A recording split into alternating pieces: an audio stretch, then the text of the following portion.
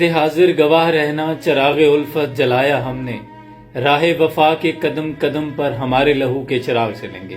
میں سلام پیش کرتا ہوں وطن کے اس بہادر سپوت کو جو اپنی جان کی پرواہ کیے بغیر رات کے گھوپ اندھیرے میں سینکڑوں فٹ کی بلندی پر اپنی جان کی پرواہ کیے بغیر چیئر لفٹ میں پھنسے لوگوں کو ریسکیو کرتا رہا، جسے نہ تو یہ لالچ تھی کہ اسے تمغہ امتیاز سے نوازا جائے گا اور نہ ہی تمغہ شجاعت کے ساتھ۔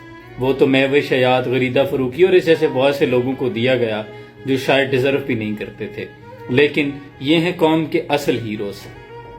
میں سمجھتا ہوں کہ انہیں نوازا جانا چاہیے، لیکن انہیں نہ تو کوئی مراحت ملیں گی اور نہ ہی کوئی داد و تحسین، نہ ہی کسی شو میں کھڑا کر کے انہیں سلامی پیش کی جائے گی۔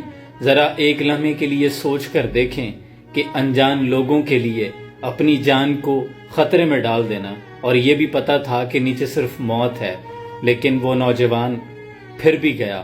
میں سلام پیش کرتا ہوں اس جذبے کو۔ یہ ہے اصل پاکستانی، اصل محب وطن جذبہ۔